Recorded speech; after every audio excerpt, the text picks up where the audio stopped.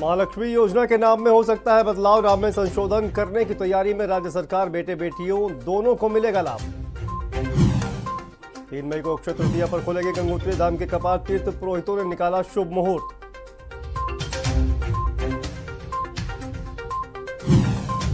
Control नहीं हो रही तेल पर महंगाई। पेट्रोल डीजल की कीमतों में आज फिर इजाफा। 13 दिन में 8 रुपए महंगा हुआ।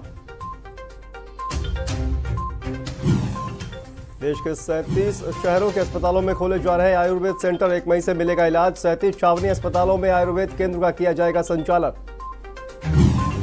उत्तराखंड में कोरोना संक्रमण के मामलों में कमी। 4 जिलों में कोरोना का आंकड़ा 0। 1 मरीज की हुई मौत। और उत्तराखंड में बारिश की बेरुखी। 12 साल में सबसे गर्म बीता मार्च। मार्च में औसत तापमान पहुंचा 7 डिग्री सेल्सियस। आप देख रहे हैं के न्यूज, खबरों का सारथी। नमस्कार, आप देख रहे हैं के न्यूज इंडिया और मैं हूं आपके साथ शांतनु त्रिपाठी। खबरों की शुरुआत करते हैं उत्तरकाशी से। खबर सामने आ रही है, मां गंगा के कपाट खुलने की तिथि घोषित कर दी गई है। आपको बता दें कि तीर्थ पुरोहितों ने मां गंगा के कपाट खोलने की तिथि घोषित कर दी है। अक्षय तृतीया पर 3 मई 11:15 पर खोले जाएंगे कपाट और 2 मई को निकाली जाएगी मां गंगा की उत्सव डोली। तो उत्तरकाशी से यह खबर सामने आ रही है। 2 मई को मां गंगा की उत्सव डोली निकाली जाएगी। मां गंगा के कपाट खुलने की तिथि घोषित कर दी गई है। उत्तरकाशी से यह खबर सामने आ रही है और तीर्थ पुरोहितों ने तिथि घोषित की है। तो मां गंगा के कपाट खोलने की तिथि घोषित कर दी गई है। आपको बता दें कि अक्षय तृतीया पर 3 मई 11:15 पर खोले जाएंगे कपाट। 2 मई को निकाली जाएगी मां गंगा की उत्सव डोली और मां गंगा के कपाट खुलने की तिथि घोषित कर दी गई है। उत्तरकाशी से यह खबर सामने आ रही है। तो श्रद्धालुओं के लिए खुशखबरी, तीर्थ पुरोहितों ने कपाट खोलने की तिथि घोषित कर दी है। उत्तरकाशी से यह खबर सामने आ रही है। अक्षय तृतीया पर 3 मई 11:15 पर खोले जाएंगे कपाट और 2 मई को निकाली जाएगी मां गंगा की उत्सव डोली।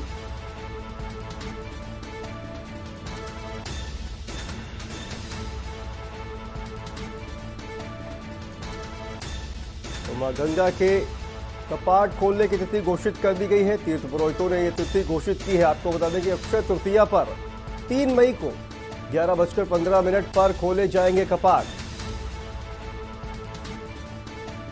और 2 मई को निकाली जाएगी मां गंगा की उत्सव डोली। तो उत्तरकाशी से यह खबर सामने आ रही है। मां गंगा के कपाट खोलने की तिथि घोषित कर दी गई है।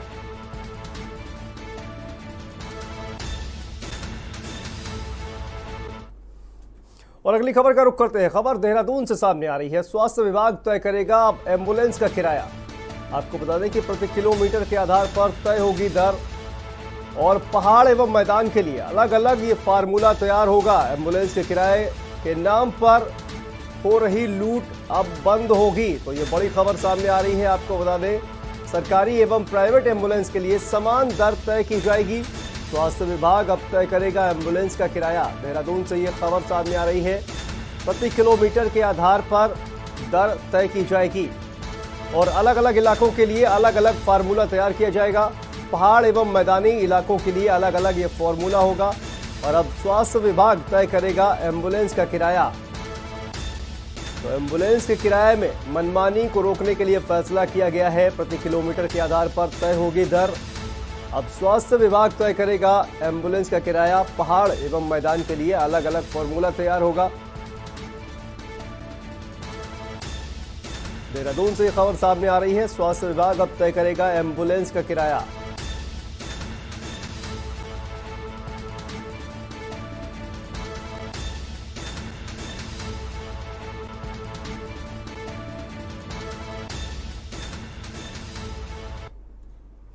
और अगली खबर उत्तरकाशी से सामने आ रही है। डंपर पलटने से चालक की मौत की खबर सामने आ रही है। NH 108 पर धरासू से देवीधार आते समय ये दुर्घटना हुई है। डंपर में सवार चालक की मौके पर ही मौत हो गई है। मृतक का नाम वीरपाल सिंह बताया जा रहा है। मौके पर पुलिस प्रशासन मौजूद है। और डंपर पलटने से चालक की मौत की खबर सामने आ रही है। उत्तरकाशी से यह खबर सामने आ रही है। एनएच 108 पर धरासू से देवीधार जाते समय यह दुर्घटना हुई है। डंपर में सवार चालक की मौके पर मौत हो गई है। उत्तरकाशी से यह खबर सामने आ रही है। डंपर चालक की मौत इस हादसे में हो गई है। डंपर पलटने से चालक की मौत की खबर सामने आ रही है।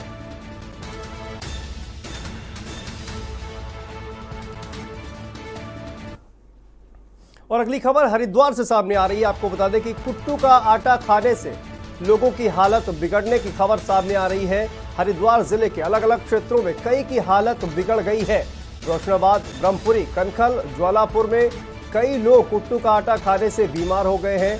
कई क्षेत्रों में सभी ने कुट्टू के आटे के पकवान खाए थे और कुट्टू का आटा खाने से करीब 30 लोगों की तबीयत खराब हो गई है। सभी को जिला अस्पताल में भर्ती कराया गया है। और इस घटना के सामने आने के बाद मामले का संज्ञान लेकर डीएम ने एक्शन लिया है। प्रशासनिक टीम के साथ कई दुकानों पर छापेमारी की गई है।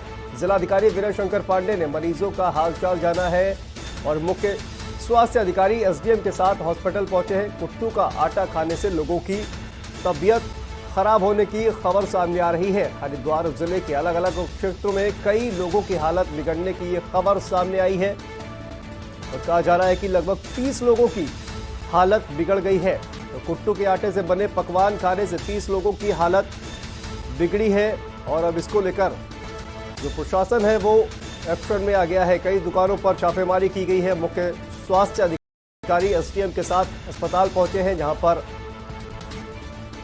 मरीजों का हालचाल उन्होंने जाना है। तो कुट्टू का आटा खाने से लोगों की हालत बिगड़ गई है। हरिद्वार से खबर सामने आ रही है। कई अलग अलग क्षेत्रों में कई लोगों की हालत बिगड़ने की खबर सामने आई है।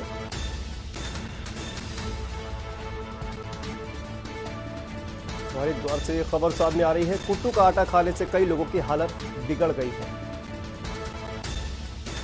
और इसी खबर पर हमारे साथ संवाददाता हरिद्वार से रामगोपाल हमारे साथ जुड़ गए हैं। रामगोपाल, क्या है ये पूरा मामला? कुट्टू का आटा खाने की वजह से जो लोगों की हालत बिगड़ गई है।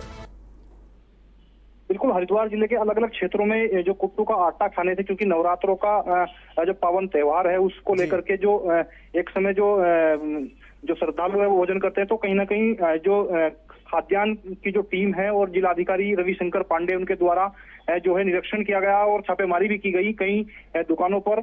साथ में जो है 30 लोगों की जो तबीयत है हरिद्वार जिले में वो कुट्टू का आटा खाने से खराब हुई है। मामले में संज्ञान लेकर जो जिलाधिकारी विनय शंकर पांडे हैं उन्होंने जो है टीम के साथ कई दुकानों पर छापेमारी की है और जो मुख्य स्वास्थ्य अधिकारी है, जो उप जिलाधिकारी है, तमाम अधिकारी मौजूद भी रहे। हालांकि कार्रवाई की बात करें और साथ में जो जिलाधिकारी हैं उनके द्वारा जिनकी तबीयत बिगड़ी है उनसे अस्पताल में जाकर मुलाकात भी की और कार्रवाई का भरोसा भी दिया। जी तो रामगोपाल, ये जो छापेमारी की गई है इसमें क्या कोई कहा जाए कि कुट्टू का जो आटा है वो बरामद किया गया है? क्योंकि इसी को खाने से लोग बीमार हुए थे। बिल्कुल, खाद्यान्न की टीम साथ में थी जिलाधिकारी रविशंकर पांडे के साथ में और कई दुकानों पर छापेमारी की गई है। जो कुट्टू का आटा है उसका सैंपल ले लिए गए हैं। तमाम जो मिलावटी या जो भी सैंपल यानी जांच के दौरान प्रकरण जो सामने आएगा उसी के आधार पर जो है जिलाधिकारी कार्रवाई की बात कह रहे हैं। बहुत बहुत शुक्रिया रामगोपाल इस अहम जानकारी के लिए। तो आपको बता दें कि हरिद्वार के अलग अलग क्षेत्रों में कई लोगों की हालत बिगड़ने की खबर सामने आ रही है। आपको बता दें कि नवरात्र का पर्व होने की वजह से कई लोग कुट्टू के आटे का सेवन करते हैं। इसी वजह से 30 लोगों की तबीयत बिगड़ने की खबर सामने आ रही है और हरिद्वार के कई अलग अलग इलाके में ये लोगों की हालत बिगड़ने की खबर सामने आ रही है।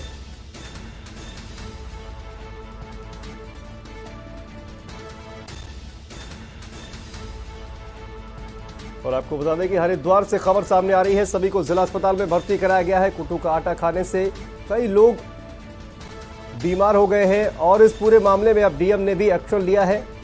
सभी को जिला अस्पताल में भर्ती कराया गया है। डीएम ने एक्शन लेते हुए कई दुकानों पर छापेमारी की है।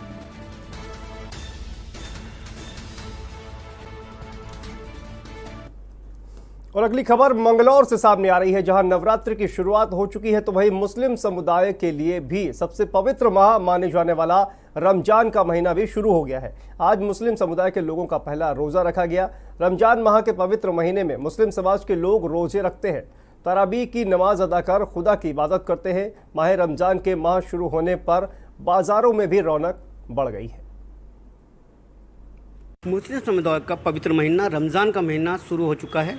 रमज़ान के महीने में मुस्लिम समुदाय के लोग रोज़ा रखते हैं, नमाज़ पढ़ते हैं, खुदा की इबादत करते हैं। लेकिन पिछले 2 साल की बात करें तो लॉकडाउन और कोरोना की वजह से रमज़ान के महीने में तरावी नहीं हो पा रही थी मस्जिदों में। घरों में लोग बहुत तरावी पढ़ रहे थे, लेकिन इस बार ऐसा नहीं है। रमज़ान के महीनों को लेकर बात करेंगे मुस्लिम धर्मगुरु मुफ्ती मासूम कासिमी साहब। मुफ्ती साहब, जैसे कि रमज़ान का महीना शुरू हो गया है तो जानना चाहेंगे कि रमज़ान का महीना और महीने से अफजल क्यों है, और तरावी को लेकर भी आपसे बात कहना चाहेंगे। तरावी पढ़नी चाहिए, पिछली बार तरावी नहीं हुई थी, और महीनों से अफजल क्यों माना जाता है रमज़ान का महीना। बिस्मिल्लाहिर्रहमानिर्रहीम। सबसे पहले तो मैं आपका और आपके चैनल का शुक्रिया अदा करता हूँ। पहले नंबर पर तो ये समझ लीजिए कि रमज़ान का महीना वो बाबरकत और पवित्र महीना है जिसमें कुरान करीम नाजिल किया गया और तमाम आसमानी किताबें इसी माह मुबारक में नाजिल की गई। रसूल अकरम सल्लल्लाहु अलैहि वसल्लम ने इरशाद फरमाया कि रमज़ान का पहला आशरा रहमत होता है, दूसरा आशरा मग़फ़िरत है और तीसरा आशरा जहन्नम से आज़ादी और खुलासी का होता है। नबी अकरम सल्लल्लाहु अलैहि वसल्लम ने इरशाद फरमाया कि जिस आदमी ने रमज़ानुल मुबारक का महीना पाया और इबादत करके रोज़ा रख करके अपनी मग़फ़िरत नहीं कराई तो ऐसा आदमी हलाक और बर्बाद हो जी। दूसरी बात आपने मालूम की तरावी के ताल्लुक़ से, देखें नमाज़ तरावी सुन्नत मौक़दा है, मर्दों के लिए भी ज़रूरी है, औरतों के लिए भी ज़रूरी है। मर्द जो है जमात के साथ मस्जिदों में अदा करेंगे और औरतें अपने घरों के अंदर अदा करेंगी। रमज़ान के महीने में अगर हम अच्छी से अच्छी चीज़ अपने लिए ला रहे हैं, अपने बच्चों के लिए ला रहे हैं, तो हमें चाहिए कि हम अपने पड़ोसियों का भी ख्याल रखें, गरीबों का भी ख्याल रखें। अगर सिर्फ़ अपनी ही हम फ़िक्र कर रहे हैं, अपने पड़ोसियों की, अपने महल्लेदारों की अगर हम फ़िक्र नहीं कर रहे हैं, गरीबों की हम फ़िक्र नहीं कर रहे हैं, तो सही बात यह है कि हम रोज़ेदार नहीं हैं। ये असल में रमज़ान का महीना दूसरों की हमदर्दी सिखलाता है, दूसरों को सही रास्ता दिखलाता है, और ये रमज़ान का महीना हमें ये कहता है कि ख़ुद भी अमन व सलामती के साथ रहो और दूसरों को भी अमन व सलामती के साथ जीने का मौका दो। तो मुफ्ती मासूम कासिमी साहब, इनका यही कहना था कि जो रमज़ान का महीना है यही सिखलाता है खुद भी अमन से रहे और दूसरों को भी अमन से रहने दें। के न्यूज़ के लिए अकील अहमद, मंगलोर। न्यूजीलैंड में आयोजित हुए महिला क्रिकेट विश्व कप 2022 को खेलकर वतन वापस लौटी भारतीय महिला क्रिकेट टीम की सदस्य स्नेहा राणा का अपने गृह राज्य पहुंचने पर उत्तराखंड क्रिकेट एसोसिएशन ने उनका सम्मान किया। राजधानी देहरादून में क्रिकेट खिलाड़ी स्नेहा राणा ने पहुंचकर वर्ल्ड कप के अपने अनुभवों को साझा किया। इस दौरान स्नेहा के प्रदर्शन और न्यूजीलैंड में पहली बार विश्व कप खेलने पर उनके गृह राज्य में क्रिकेट एसोसिएशन ऑफ उत्तराखंड ने उन्हें और उनके कोच को स्मृति चिन्ह और शॉल भेंट करके सम्मानित किया। स्नेहा राणा ने न्यूजीलैंड में खेले गए विश्व कप के अपने अनुभव साझा करते हुए कहा कि एक बड़ी बात है कि उन्होंने मिताली राज और झूलन गोस्वामी जैसी बड़ी खिलाड़ियों के साथ ड्रेसिंग रूम शेयर किया। विश्व कप न जीत पाने का मलाल भी स्नेहा राणा को रहा। उन्होंने कहा कि दक्षिण अफ्रीका के खिलाफ के साथ जो मैच हुआ उसमें हार के बाद ड्रेसिंग रूम का माहौल एकदम शांत हो गया। सभी को विश्व कप से बाहर होने की निराशा थी। उन्होंने कहा कि इस बार भले ही उनकी टीम विश्व कप नहीं जीत पाई, लेकिन उनकी टीम आगे और भी अच्छा प्रदर्शन करेगी।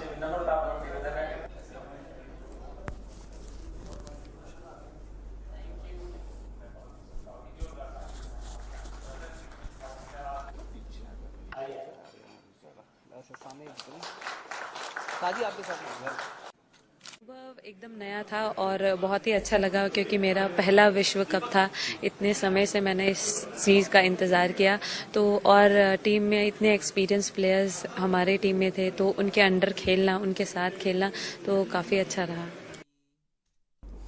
और अगली खबर देहरादून से है, जहां इन दिनों डॉक्टर निधि उनियाल का मामला राजनीति में भी गर्मा रहा है। हालांकि मुख्यमंत्री पुष्कर सिंह धामी ने डॉक्टर निधि उनियाल के तबादले को रोकते हुए इस मामले की उच्च स्तरीय जांच के आदेश दिए हैं, लेकिन दूसरी तरफ स्वास्थ्य सचिव पंकज पांडे पर सख्त कार्रवाई कर उन्हें बर्खास्त करने की मांग की जा रही है। शनिवार को उत्तराखंड क्रांति दल ने स्वास्थ्य सचिव पंकज पांडे का पुतला फूंका और साथ ही उन पर कार्रवाई की मांग की।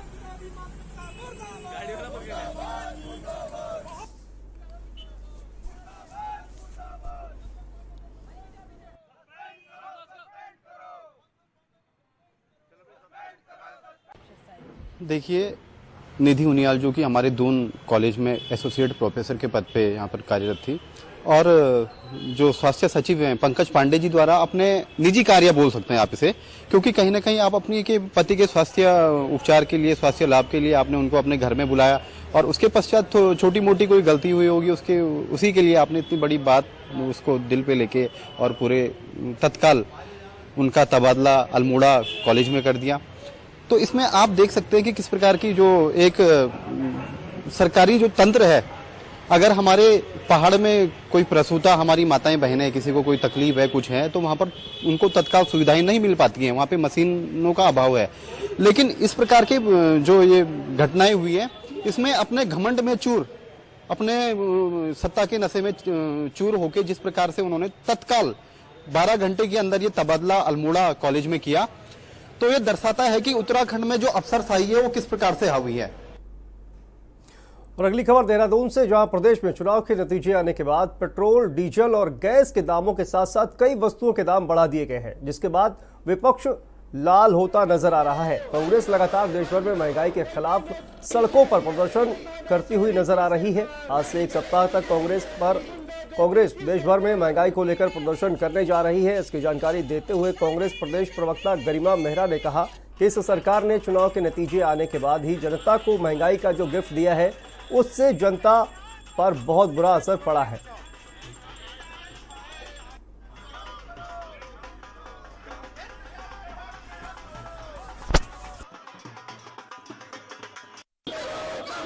डीजल के रेट कम करो, भाजपा शर्म करो। ये विडंबना ही कही जा सकती है कि राज्यों में चुनाव जब गतिमान होते हैं तो सारी चीजों पर रोक लगा दी जाती है, कीमतों में इजाफा नहीं होता, कोई बढ़ोतरी नहीं की जाती। लेकिन जैसे ही चुनाव संपन्न होते हैं और 4 राज्यों में केंद्र सरकार की तरह भारतीय जनता पार्टी की सरकार काबिज होती है, तो जनता को नाश्ते में कहूं या सौगात में कहूं या तोहफे में कहूं, ये परोसा जाता है और जिसे महंगाई कहा जाता है। विकराल और सुरसा का रूप महंगाई ले चुकी है। कांग्रेस पार्टी संघर्ष का नाम है। हम ताजा हारे हैं, लेकिन जनता ने आशीर्वाद हमें भी दिया है। सभी राज्यों में चाहे कम कहीं ज्यादा हमें आशीर्वाद मिला है। हमारी नैतिक जिम्मेदारी उन अपने वोटर्स के प्रति बनती है, जनता के प्रति बनती है। दबे हुए, कुचले हुए, वंचित, शोषित, गरीब समाज की हमने आवाज उठाना हमेशा शुरू किया था, हम उसको रोकेंगे नहीं। और देहरादून से ही अगली खबर सामने आ रही है, जहां राज्य में चुनावी हार के बाद कांग्रेस अब तक नेता प्रतिपक्ष और प्रदेश अध्यक्ष नहीं बना पाई है। वहीं बड़ी खबर सामने आ रही है कि कांग्रेस जल्द ही अपने नेता प्रतिपक्ष और प्रदेश अध्यक्ष की जिम्मेदारी किसी योग्य व्यक्ति को देगी। कांग्रेस प्रदेश प्रवक्ता गरिमा मेहरा ने बताया कि राज्य में नए प्रदेश अध्यक्ष, नेता प्रतिपक्ष और उपनेता प्रतिपक्ष समेत 3 पदों पर निर्णय अब एक साथ ही होना तकरीबन तय है और इस पर मंथन चल रहा है। जल्दी हाईकमान इसकी घोषणा करेगा। देखिए, मेरा शीर्ष नेतृत्व इस बात को साफ कर चुका है कि हमारे नेता प्रतिपक्ष और प्रदेश अध्यक्ष की घोषणा एक साथ होगी। अब चूंकि हमारा सदस्यता अभियान गतिमान है और 16 सितंबर 2021 से ये चल रहा है, इसमें राष्ट्रीय अध्यक्ष का चयन भी होता है, चुनाव होता है, और अभी हमारा ये जो दूसरा चरण चल रहा है, इसमें हम हर बूथ पर एक क्रियाशील सदस्य बनाएंगे। क्रियाशील सदस्यों के बीच में से ही ब्लॉक अध्यक्ष चुनकर आएगा। ब्लॉक अध्यक्ष के बाद जिला अध्यक्षों की बारी है, जिला अध्यक्ष के बाद प्रदेश अध्यक्ष का नंबर आएगा। और यहाँ पर रुकते छोटे से ब्रेक के लिए, ब्रेक के बाद फौरन हाजिर होते हैं। आप देख रहे हैं के न्यूज, खबरों का सारथी। खुदी को आजमाया है तो ये अंदाज आया है, खुदी को आजमाया है तो ये अंदाज आया है। तुम में भी मैं हूं, शुद्ध प्लस पान मसाला। सोचिए मत, मेरी और पूरे हिंदुस्तान की तरह आप भी समर कूलर और होम अप्लायंसेस लीजिए और बेफिक्र हो जाएगी। करें अपने जीवन को कृतार्थ, सुने श्रीमद् भागवत कथा रोज प्रातः 6 बजे मेरे साथ, सिर्फ के न्यूज इंडिया।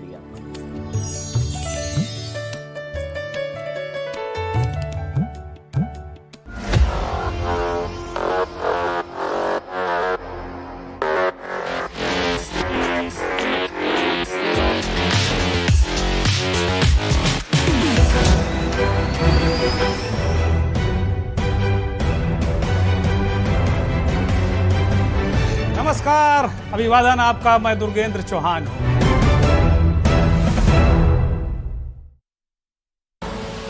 आप देख रहे हैं के न्यूज, खबरों का सारथी।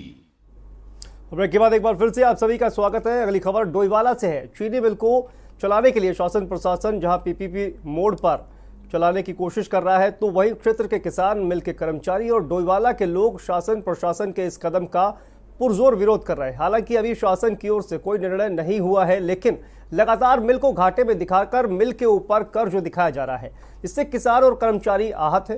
किसान मिल के अधिकारियों की मनमानी से बेहद परेशान है।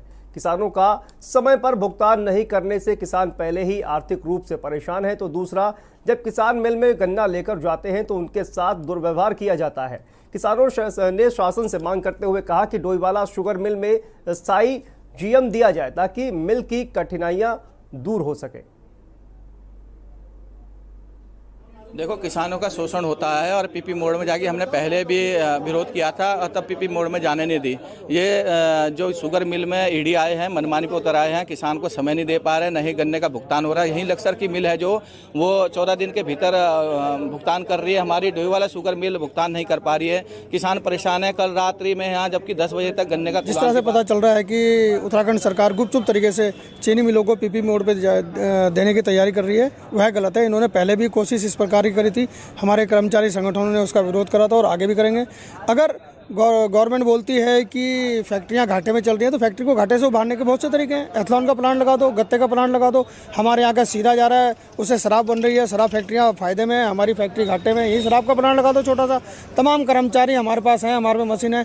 चीनी मिल का आधुनिकीकरण कर दो। अगर आप हर साल गन्ने का रेट बढ़ा सकते हैं तो चीनी का रेट भी बढ़ा सकते हैं।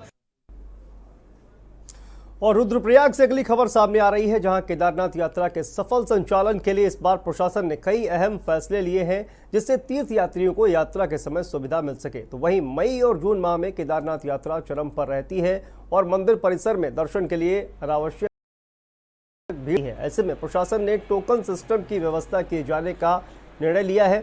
इसके अलावा यात्रा के दौरान पानी पीने एवं पेय पदार्थों के लिए प्लास्टिक की बोतलों का उपयोग, जिला प्रशासन की ओर से प्लास्टिक की बोतलों के उचित निस्तारण का भी समाधान निकाला गया है। केदारनाथ यात्रा के सफल संचालन के लिए बैठक भी की गई।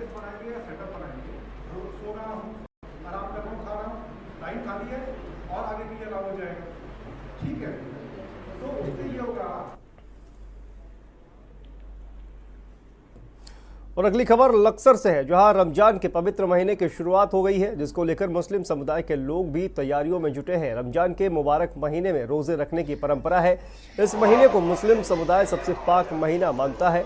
29 या 30 दिन के रोजे के बाद ईद उल फितर का त्यौहार मनाया जाता है। इस मौके पर लोग नए कपड़े पहनकर अपने दोस्तों, सगे संबंधियों को मुबारकबाद भी देते हैं और एक दूसरे को सेवैया खिलाते हैं।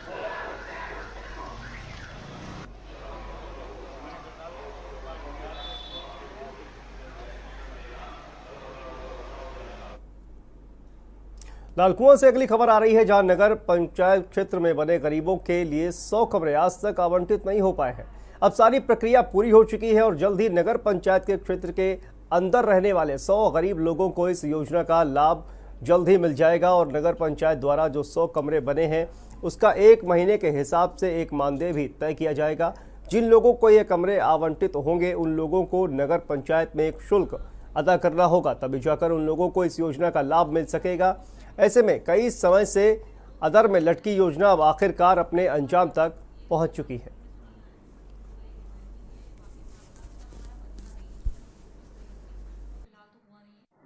ये मैं आपके संज्ञान में लाना चाहूँगी कि ये जो 100 आवासों का आवंटन होना था, जिस योजना के अंतर्गत होना था, बोर्ड द्वारा पूर्व में, इलेक्शन से पूर्व में ही जो बोर्ड बैठक हुई थी उसमें इसको फाइनलाइज कर लिया गया है।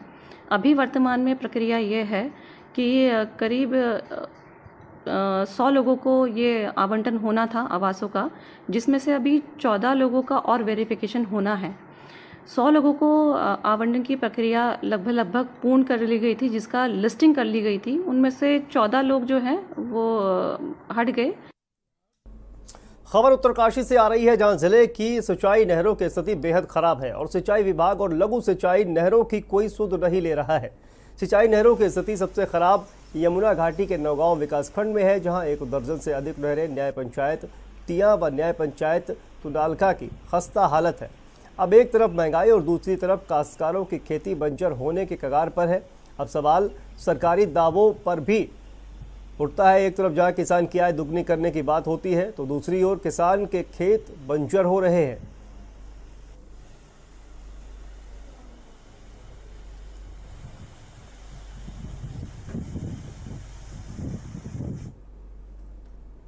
और खबर पौड़ी से सामने आ रही है, जहां नवरात्रों की शुरुआत विधि विधान के साथ हो गई है। नवरात्रों के पहले दिन हिमालय पुत्री शैलपुत्री की पूजा अर्चना की जाती है। चारों धामों के रक्षक देवी धारी देवी में श्रद्धालुओं का तांता लगा रहा। लोग सैकड़ों की संख्या में भगवती के दर्शन के लिए धारी देवी मंदिर पहुंचे। इस दौरान लोगों ने मां को चूड़ी, चूनी और नारियल छत्र अर्पित किए।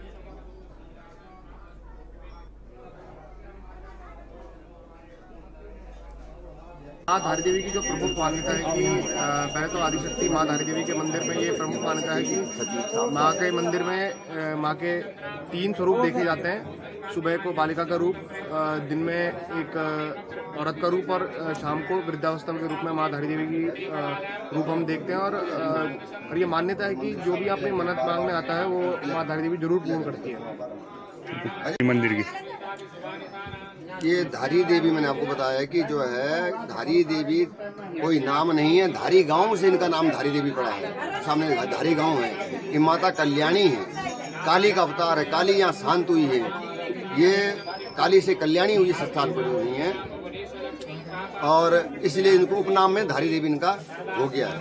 आज कहाँ से लोग आ रहे हैं, क्या किस प्रकार से पूजा अर्चना कर रहे हैं आप लोग? अभी आप देखेंगे कि अभी हरियाली का घट स्थापन हुआ है और भक्त लोग आ रहे हैं और आप भीड़ भी देख रहे हैं, बहुत भयंकर भीड़ यहाँ पर उमड़ी हुई है। आज प्रथम दिवस नवरात्रि का है, आज हरियाली की पूजा होगी, हरियाली बोई जाएगी। उसके बाद 9 को हम माँ को उस हरियाली को चढ़ा करके भक्तों को वितरण करेंगे। चैत्र नवरात्रि के पावन पर्व की शुरुआत 2 अप्रैल शनिवार से हो गई है। नवरात्रि के पहले दिन माता शैलपुत्री की पूजा अर्चना की जाती है। नवरात्रि के 9 दिनों में मां के 9 रूपों की पूजा का विधान है। भक्त नवरात्रि के दिनों में मां दुर्गा का आशीर्वाद प्राप्त करने के लिए उपवास भी रखते हैं। मान्यता है कि नवरात्रि के दिनों में मां दुर्गा की विधिवत पूजा करने से भक्तों की हर मनोकामना पूरी होती है।